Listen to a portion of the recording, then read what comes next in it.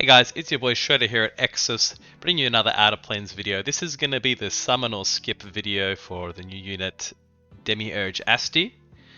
If you like the content today, like, subscribe, drop a comment down below, join us on our community Discord, all the good stuff. So, Demiurge Astei, number one, she is a mage. She is a mage of the wizard subclass. Nice thing about mages, get a bonus 10% attack. So right off the bat, she's going to have a nice attack stat, okay? Her skin is looking juicy as well. I can't say that. Let's hop into the banner and take a look too. Now, one important thing to mention just before we even go into the character skill preview and have a look at the banner, there is also an additional event running at the moment. Well, there's an additional event running at the moment that gives you extra shards if you pull dupes of anything off of these banners. Where are we? So anything off banner. Here it is, limited duplicate hero piece event. So this is running at the moment.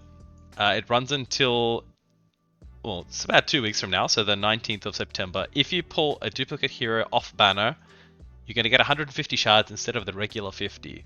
So it is quite a good, if you're considering it guys, it is quite a good time to be doing pulls, especially on this premium banner, which has, you know, a higher than normal rate of getting 3-star units. So it is definitely, you know, value at the moment, doubling up on this premium banner.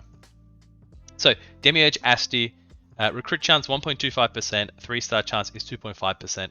So, you know, probably more times than not, you're going to get a different 3-star and not Demiurge Astei.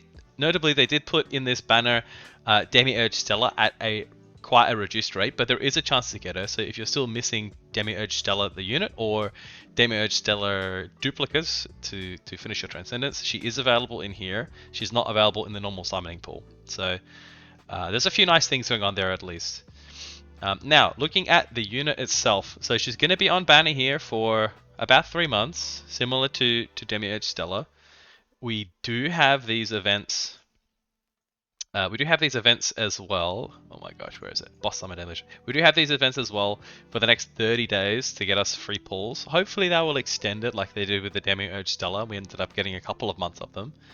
But you will get some free pulls from here. So, you know, I guess you have to decide, do you want to try and get her through some free pulls, or do you want to try and pull her while we're getting the double shard event, or triple shard event actually. So, you know, it's a good time to pull now, but you can wait and use your free shards if you want. So let's take a look at her kit and see what we reckon. Amazing model. I really like the look of her. I like the look of her. I don't know what these are. It kind of looks like a plant on its side or something, like a futuristic, you know, plant you put in your living room or something. I don't know what they're meant to be. They look kind of interesting there. So, okay, skill 1. The Gods in Heaven. Weakness gauge reduction 2. So on the +1 is going to give us extra turns for Doll Garden's Caretaker. This is on the burst 1. Burst 2 is increased damage, and burst 3 is resets all cooldowns.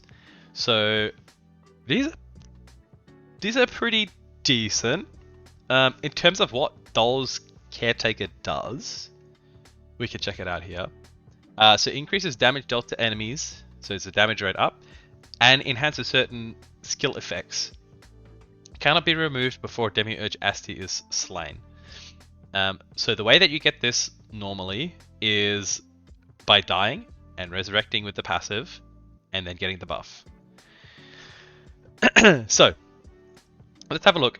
The costs of the burst. So 80, 120, 160. So overall not too high. It's quite cheap and easy to get a burst off on her.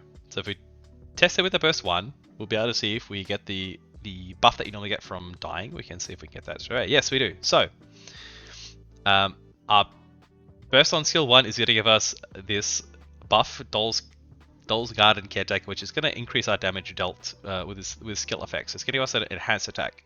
Okay? Give us a nice little extra animation. Cool. The burst 2, it says increased damage. So let's do a quick little damage comparison. So burst 1, which doesn't increase damage, 3,458. We get the enhanced skill. Same. So let's see what it does with the increased damage. It's going to go from 3,5 3, 4, 5, 8 to 34, 37. So it's about an extra 50% damage on the burst 2.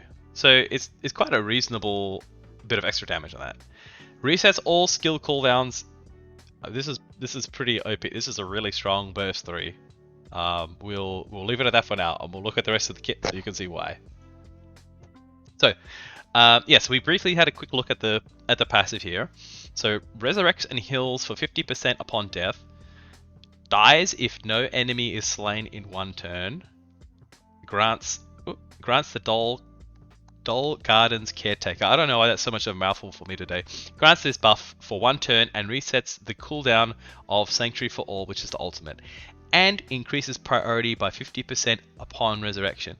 So what this means, guys, is you effectively have a cheat death on this unit. If she dies, she will resurrect at 50% health. She will push herself 50% of the way up the speed bar from where she was when she died.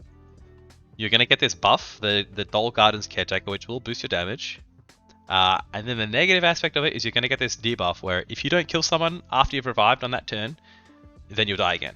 So you do need to kill someone after you revive or you're going to die. It does reset your ultimate. So all in all, this is really nice. This is just a free cheat death, reset your ultimate, priority push you to the front.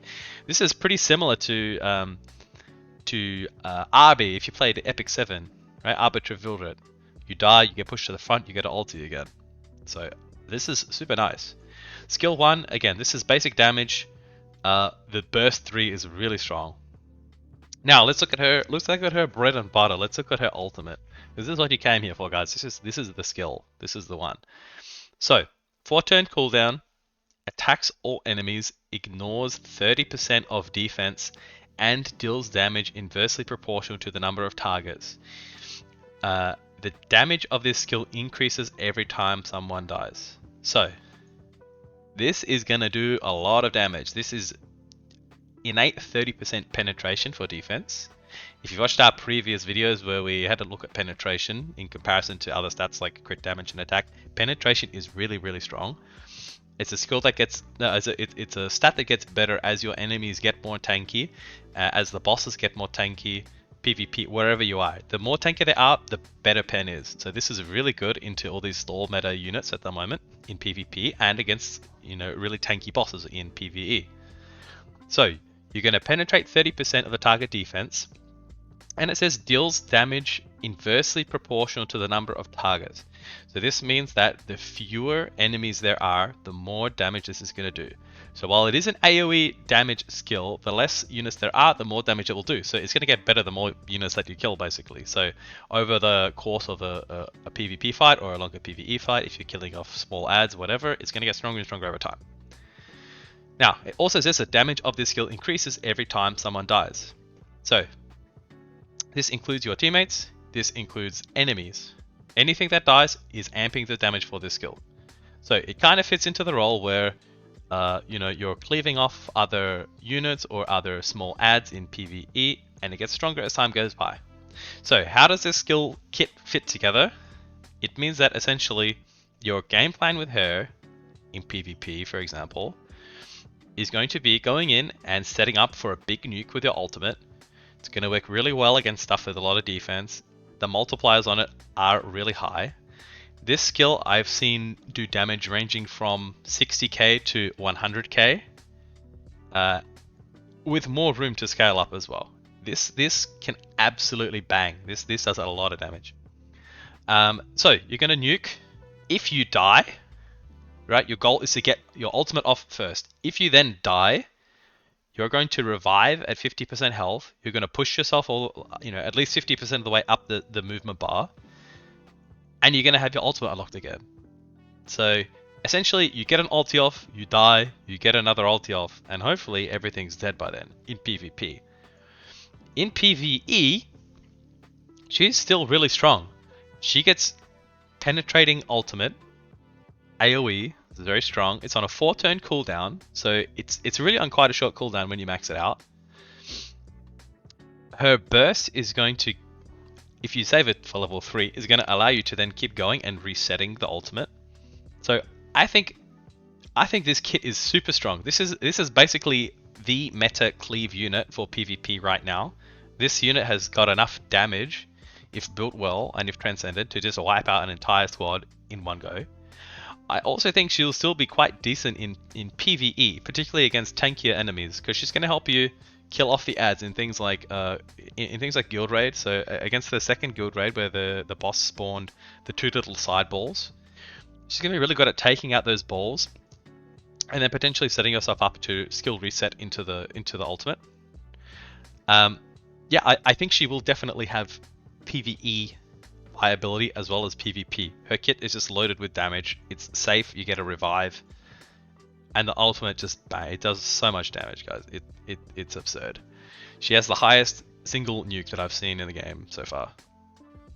So, if you are a PvP enthusiast, if you like PvP at all, if you like cleaving, she is going to be your go-to.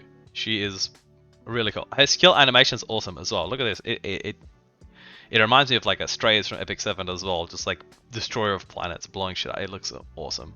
She's got a really nice character model. Skills look great. Bursts are strong. So what else can we take a look at for her? Let's quickly go ahead and look at her dual attack and her chain, because those are both important as well for her kit. And we'll have a look at her EE.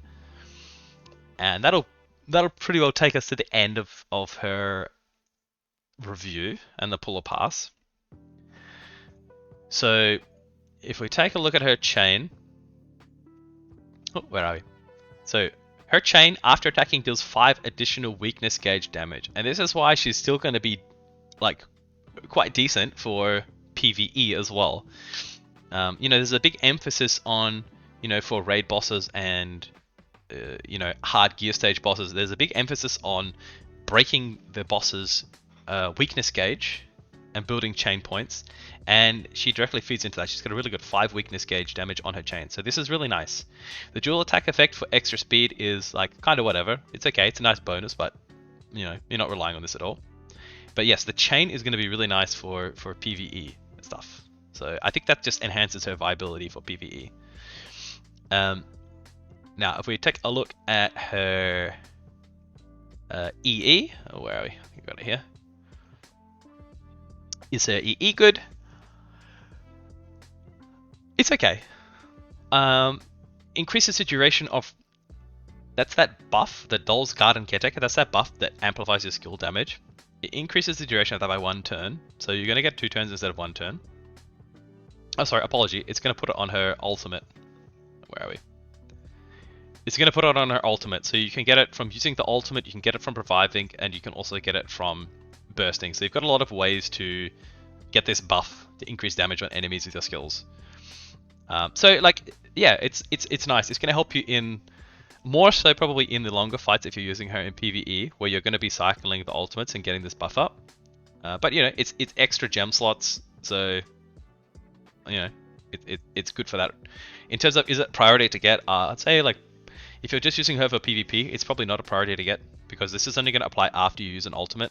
And if you're dying after that and reviving, you lose all your buffs as well. So probably not a priority. It does help for killing Demiurge Stellas as well, though. You get bonus accuracy to light, so that is really nice. But not a priority, I think. Yeah, look, overall, pull or pass, I'm going to say emphatically 100% pull. I say that from the bias of being someone who loves cleaving in PvP. I think she's definitely going to have a big part in guild raids. I think she's going to be very usable in some of the new gear dungeons, especially where she's going to have elemental advantage. And I think she will find a home similar to Demiurge Stella in quite a lot of PvE content with extra weakness gauge break and with her big nukes. So if you have the resources to pull for her, guys, I would suggest doing so. She's a really super strong AoE damage dealer. She self buffs, she's got a revive, and you get a month's worth. You get quite a few free pulls. So hopefully you can be lucky and get her without needing to spend too many gems. And again, there's also a concurrent event running, giving you extra dupe shards if you pull them on her banner. So it's a win-win from me. Pull or pass, I say pull. I hope you guys enjoyed the video. I'll catch you in the next one. I hope you guys all have good luck in your pulls, and and you find some fun cleaning with her. Until the next one, guys, peace.